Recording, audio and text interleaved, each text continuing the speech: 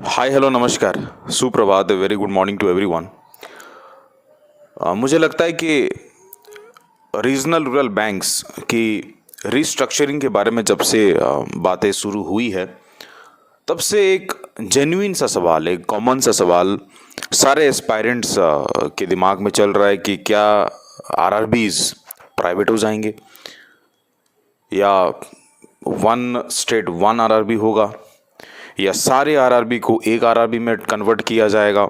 तो तमाम प्रकार के सवाल आप लोगों के जहन में चल रहा है, लेकिन सबसे इम्पोर्टेंट जो सवाल है, क्या आरआरबीज प्राइवेट हो जाएगा। मैं आपको बताना चाहता हूँ, जब रीजनल रूरल बैंक्स की गठन हुई थी तब शेयर्स डिस्ट्रीब्यूट हुए थे। वहाँ पे सेंट्रल गवर्नमेंट की 50% शेयर रहेगी, कंसर्न्ड स्टेट गवर्नमेंट का 15% रहेगा और बाकी बचा हुआ 35% एक स्पॉन्सर बैंक होगा जो स्पॉन्सर करेगा उस आरआरबी को, उसी का रहेगा। यानी शेयर बटा हुआ है 50, 15 एंड 35। मैं समझता हूं कि आप लोगों के जहन में एक और सवाल आता होगा, अगर कोई आरआरबी का स्पॉन्सर बैंक ही प्राइवेट हो जाता है तो आरआरबीज पे क्या असर होगा। इसका भी जवाब मैं आपको दे देता हूं। जब आप डेफिनेशन को पढ़ोगे, काफ़ी लोग तो बोलते हैं कि सर आरआरबी गवर्नमेंट बैंक है। कोई भी बैंक गवर्नमेंट बैंक नहीं होता है except Reserve Bank of India. सारे बैंक्स पब्लिक सेक्टर बैंक्स हैं। मैं आपको बताना चाहता हूं कि रीजनल रूरल बैंक्स में जब आप डेफिनेशन पढ़ोगे एक पब्लिक सेक्टर बैंक का, तो एक पब्लिक सेक्टर वही कहलाता है, कोई भी पब्लिक सेक्टर वही कहलाता है जहां पे सेंट्रल गवर्नमेंट का जो शेयर है वो 51% मिनिमम होना चाहिए, या सेंट्रल और स्टेट का मिला के 51% होना चाहिए। आप डेफिनेशन जाके पढ़िए। तो मैं वही आपको बताना चाहता हूं कि स्पॉन्सर प्राइवेट हो भी जाता है तो क्या फर्क पड़ता है, क्योंकि सेंटर और स्टेट का 50 + 15 65% तब भी माना जाता है। 65% वेल एनफ, गुड एनफ कि वो एक पब्लिक सेक्टर कहलाएगा।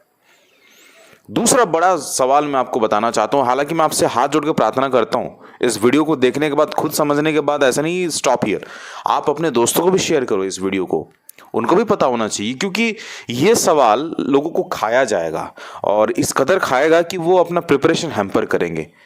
तो मैं चाहता हूं कि आप इस नॉलेज को आप अपने दोस्तों के साथ भी शेयर करें। बड़ा सिंपल सा लॉजिक है, बस वही शेयर कर रहा हूं आपके साथ। दूसरा सबसे बड़ा जो सवाल खड़ा होता है कि सर आपको पता होगा साल 2014 में आरआरबी का एक अमेंडमेंट हुआ था, एक एक्ट हुआ था, साल 2014 की बात कर रहा हूं। वहां पे ऐसा कहा गया था कि अगर स्टेट गवर्नमेंट विदड्रॉ कर रही है या अपनी 15% का जो शेयर है उसको रिड्यूस कर रही है, कोई भी कारण हो सकता है, स्टेट गवर्नमेंट 15% से रिड्यूस कर रही है, सो सेंट्रल गवर्नमेंट उसको कंसल्ट करना पड़ेगा। सेंट्रल गवर्नमेंट स्टेट गवर्नमेंट को बात करेगी, ये कहा गया है। तो अब सवाल खड़ा होता है कि दोस्तों आपको फिक्र हो रहा है। हमेशा बोलता हूं ना कि फिकर नॉट। जब सेंटर और स्टेट का 50 + 15, मेरे को एक बात बताइए, आप लोग कमेंट के सेक्शन में बताइएगा कि सेंटर अपना शेयर हटा रही है, क्या डिसइन्वेस्ट कर रही है? नहीं ना, इसके बारे में तो कोई खबर है ही नहीं। दूसरा, क्या स्टेट गवर्नमेंट भी रिड्यूस कर रहा है? नहीं ना, तो फिर क्यों टेंशन ले रहे हैं आप लोग? मुझे लगता है कि ये this is a baseless topic to be discussed, लेकिन आप लोगों की पैनिक सिचुएशन को देख के मुझे इस वीडियो को बनाना पड़ा। खैर, अगर आपका भी कोई सवाल हो तो आप मुझसे पूछना चाहते हो तो इंस्टाग्राम पे मेरे को फॉलो करिएगा, व्हाट्सएप पे नहीं, इंस्टाग्राम पे आप अपना सवाल ड्रॉप करिए, एक्सपेक्ट करिए कि मैं 24 घंटे के अंदर आपको रिप्लाई करूँ। और मुझे लगता है कि ये नॉलेजेबल वीडियो बहुत सिंपल सा चीज़ था, कोई नॉलेजेबल था ही नहीं, लेकिन मैं समझता हूँ कि ये नॉलेजेबल वीडियो आप अपने दोस्तों के साथ शेयर करोगे। बिल्कुल शेयर करिएगा इस वीडियो को। Let me brief out this in English. Guys, do you know when RRB was formed, the shares which were distributed were in the ratio of 50, 15 and 35. 50% is for the central government, 15% is for the concerned state government, and the rest 35% belongs to the public sector bank, which will be the sponsor banks, which are the sponsor banks of the RRBs. Now a very genuine question is being raised by everyone, that sir, whether RRB will be privatized. Now tell me, when you go for the definition of a public sector, what do you learn from it? You learn that any enterprise will be called as a public sector if the minimum share of the central government is 51%, or the state government is 51%, or the combination of center and state is 51%.